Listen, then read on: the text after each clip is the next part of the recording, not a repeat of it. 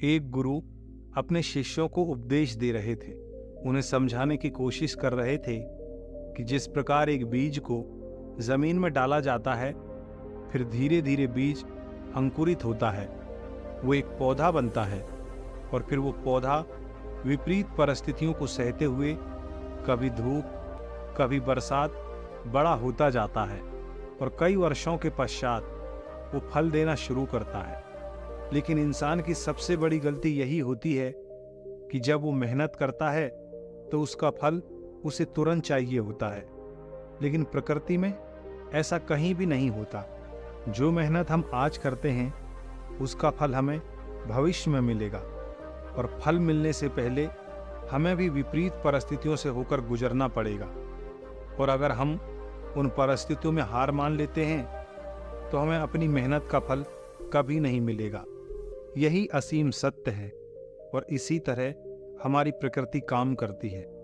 गुरु ने अपने सभी शिष्यों को संबोधित करते हुए कहा कि तुमने अपने जीवन में बहुत से ऐसे लोगों को देखा होगा जो शुरुआत में बहुत मेहनत करते हैं, लेकिन कुछ समय बाद जब उन्हें मेहनत का कोई फल नहीं मिलता तो वो निराश हो जाते हैं और फिर उसके बाद मेहनत करना भी छोड़ देते हैं। लेकिन कुछ समय बाद उन्हें एहसास होता है कि अगर हम वैसे ही मेहनत करते रहते, उसी काम पर लगे होते, तो आज हमें कामयाबी मिल गई होती।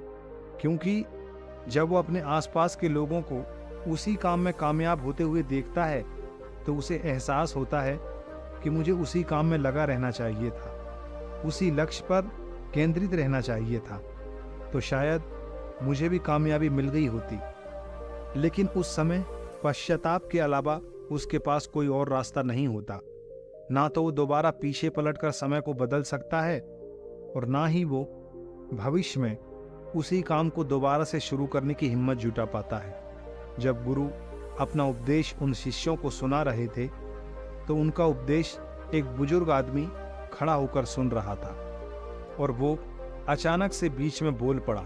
उसने कहा, गुरुवर, मेरी उम्र काफी ज्यादा हो चुकी है, पूरी उम्र का अनुभव है मेरे पास, और मैंने अपने जीवन में ये भी पाया है कि बहुत से लोग पूरी मेहनत करते हैं, कभी हार नहीं मानते, लेकिन उसके बावजूद उन्हें सफलता नहीं मिलती।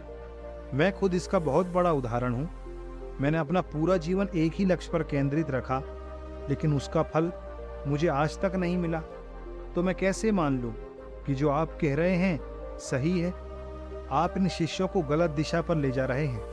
उन्हें सही दिशा दिखाइए, उन्हें भ्रमित मत करिए, वरना आपको बहुत बड़ा पाप लगेगा।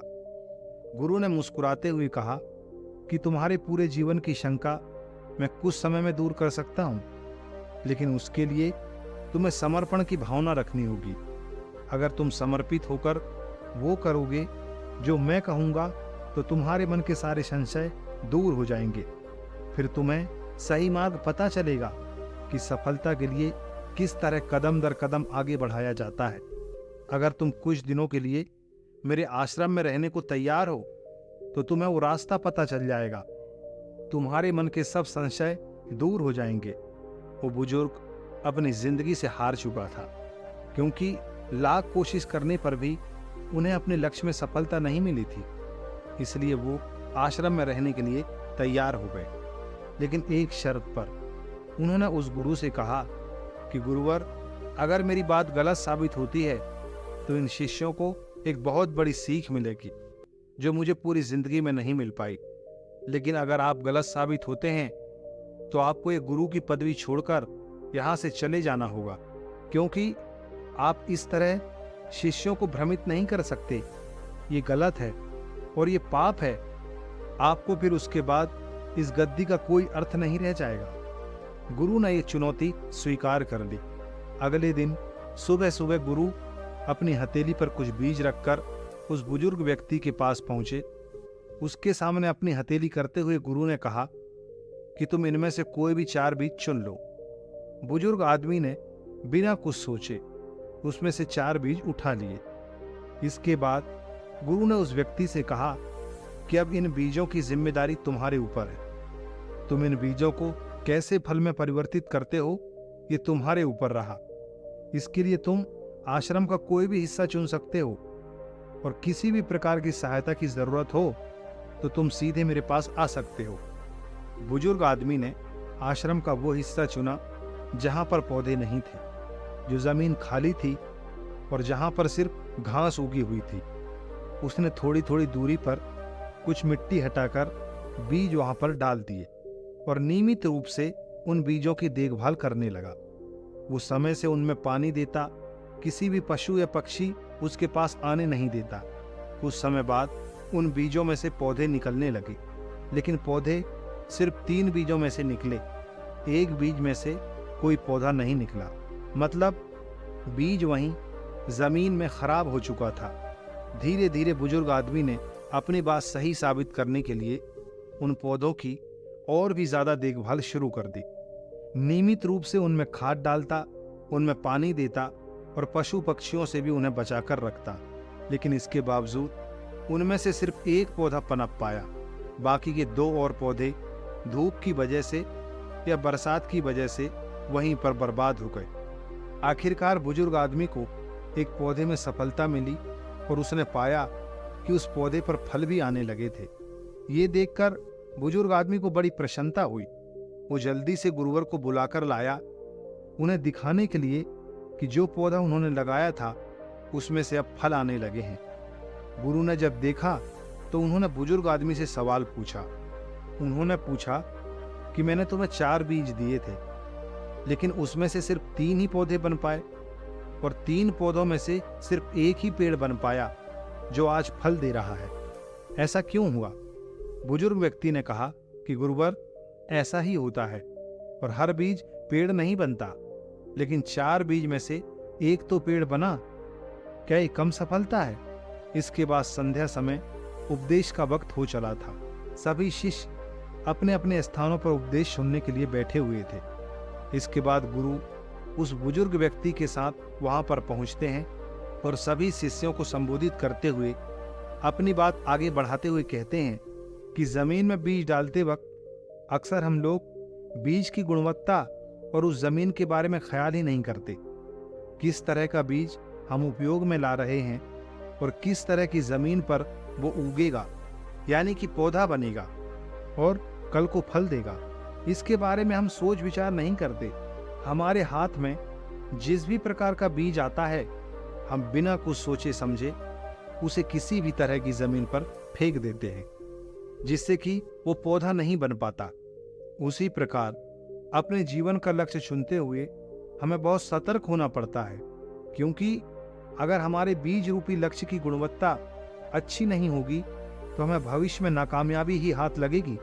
इसलिए हम किस प्रकार का लक्ष्य चुनते हैं, उससे हमें भविष्य में क्या फल मिलेगा, ये हमें पहले ही सोच लेना चाहिए और उस बीज को अपने मन में पूरी तरह से बिठा लेना चाहिए। इसका अर्थ ये है कि हमारा मन उस धरती की भांति है, उस जमीन की भांति है और वो लक्ष्य एक बीज की भांति है। इसलिए उस बीज को उस जमीन पर डालने से पहले उस जमीन को भी साफ करना जरूरी होता है। अक्सर हम कभी भी बीज को जमीन पर डालते वक्त ये नहीं सोचते कि उस जमीन को तैयार भी करने की जरूरत होती है। वहां से खरपतवार हटानी पड़ती है, घास इत्यादि हटानी पड़ती है, उसमें पानी देना होता है और फिर वो जमीन कहीं जाकर तैयार होती है। वही बात हमारे मन में भी लागू होती है। अक्सर हमारे मन में जो विचार आता है, दूसरों से प्रभावित होकर जो भी लक्ष्य हम निर्धारित करते हैं, वो पूरी तरह से सटीक और सही नहीं होता है। वो दूसरों से प्रभावित होकर लिया गया फैसला होता है। लेकिन अगर हम ध्यान के द्वारा अपने मन की जमीन को खाली कर देते हैं, अपने मस्तिष्क को विचारों से खाली करके निष्पक्ष होकर उस लक्ष्य के बारे में सोचते हैं, विचार करते हैं और ये देख पाते हैं कि भविष्य में लक्ष्य मुझे किस प्रकार के फल देगा, तो फिर वो बीज हमारे मन में और भी गहरा बैठता चला जाता है और उसका परिणाम हमें भविष्य में उसी रूप में मिलता है। ये 2 बातें याद रखते ही हम अपने लक्ष्य में कामयाब हो जाएं, ऐसा भी जरूरी नहीं होता, क्योंकि विपरीत परिस्थितियां हमेशा आती रहती हैं। लेकिन एक समझदार आदमी हमेशा जानता है कि विपरीत परिस्थितियां उसे मजबूत बनाने के लिए आती हैं, ना कि उसे कमजोर बनाने के लिए। लेकिन कुछ लोग विपरीत परिस्थितियों से हार मानकर अपने लक्ष्य को बीच में ही छोड़कर चले जाते हैं, जो कि एक इंसान की सबसे बड़ी गलती होती है। क्योंकि पौधा तो फल तभी देगा जब पेड़ बनेगा, लेकिन हम उसका पेड़ बनने का इंतजार नहीं करना चाहते। एक पौधा नाना प्रकार की विषम परिस्थितियों से होकर गुजरता है। कभी बहुत ज्यादा गर्मी होती है, बहुत ज्यादा धूप होती है, तो कभी आंधी, तूफान और बारिश आ जाते हैं। लेकिन अगर वो उन परिस्थितियों को सहन नहीं कर पाएगा तो वो कभी भी पेड़ नहीं बन पाएगा, फल नहीं दे पाएगा। उसे मजबूत पेड़ बनने के लिए उन परिस्थितियों से होकर गुजरना ही पड़ेगा। इसी प्रकार एक इंसान को भी समाज के ताने सहने पड़ते हैं। कई लोग कहेंगे कि इतना वक्त हो गया इसको काम करते हुए, लेकिन इसको सफलता नहीं मिल रही, कि ये मूर्ख है, इतना समय कौन देता है किसी काम में। लेकिन ये सब विपरीत परिस्थितियां होती है, और जो आदमी इसको पार कर जाता है वो अपने लक्ष्य के लिए और भी मजबूती के साथ तैयार होता रहता है। और आखिर में ये सब काम पूरे होने के बाद एक इंसान की सबसे बड़ी ताकत होती है उसका संयम। उसको इंतजार करना पड़ेगा, उसे संयम रखना होगा, उसे चुप रहकर निरंतर अपने लक्ष्य की तरफ बढ़ते रहना होगा। और एक दिन ऐसा भी आएगा जब वो पौधा पेड़ बन जाएगा, और वो पेड़ बहुत ही मीठे फल देगा। क्योंकि जितना समय एक पेड़ को बड़ा होने में लगता है, उतने ही मीठे फल उसके बाद आते हैं। इसलिए जिंदगी में कभी हार मत मानना, अपने लक्ष्य की तरफ निरंतर बढ़ते रहना। अपनी बात खत्म करते हुए गुरु ने बुजुर्ग आदमी से पूछा, अगर आपके मन में अब भी कोई संशय है कि आप जीवन में क्यों सफलता हासिल नहीं कर पाए, तो आप पूछ सकते हैं। लेकिन जो बातें मैंने बताई है, अगर आपने उन बातों का पालन किया होता तो आप जरूर कामयाब हो गए होते। बुजुर्ग आदमी ने हाथ जोड़कर गुरुवर को कहा कि हे गुरुवर, ये शिष्य बहुत ही किस्मत वाले हैं कि इन्हें आप जैसा मार्गदर्शक मिला। काश मुझे अपनी जवानी में ऐसा ही मार्गदर्शन करने वाला कोई गुरु मिला होता, तो मैं भी अपने जीवन में कामयाब हो सकता था। लेकिन देरी से आए दुरुस्त आए। कम से कम आज तो मुझे पता चला कि मुझसे क्या गलतियां हुई थी और क्या कमी रही थी। शायद मैं अपने बच्चों को सही शिक्षा दे पाऊं, शायद उन्हें सही रास्ता दिखा पाऊं। आज मेरी आंखें खुल गई, लेकिन दर्द इस बात का है कि मेरी आंखें इतनी देर से खुली है। अब मेरे पास करने के लिए भी कुछ नहीं बचा। अगर अब मैं ये ज्ञान ग्रहण कर भी लूंगा, उससे मेरा क्या बदलाव होगा? ये सिर्फ दुख और पीड़ा देगा कि मुझसे ये गलतियां हुई। गुरुवर ने बुजुर्ग व्यक्ति की पीठ थपथपाते हुए कहा कि जिंदगी में ज्ञान ग्रहण करने के लिए कोई उम्र नहीं होती। तुम्हें लग रहा है कि तुम्हारा समय बीत चुका है, लेकिन जरा ये सोचो कि जाने से पहले, यानी कि मरने से पहले, तुम्हें एक असीम सत्य के बारे में पता चला, एक ज्ञान के बारे में पता चला, अपनी गलतियों के बारे में पता चला। कितने ही लोग ऐसे होते हैं दुनिया में जो ये जाने बिना चले जाते हैं कि उनसे जीवन में क्या क्या गलतियां हुई है। तुम तो किस्मत वाले हो, तुम्हें तो पता चल गया है कि तुम आने वाली पीढ़ियों को सही रास्ता दिखा सकते हो। और सही रास्ता दिखाने से ज्यादा बड़ा काम या ज्यादा बड़ा लक्ष्य इस दुनिया में कोई नहीं हो सकता।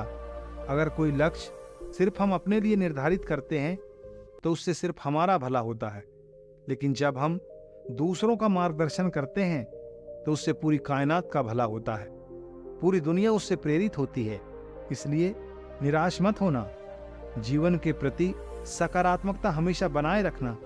गुरुवर ने अपना उपदेश खत्म करते हुए कहा कि कल से हम एक ही लक्ष्य पर काम करना शुरू करेंगे।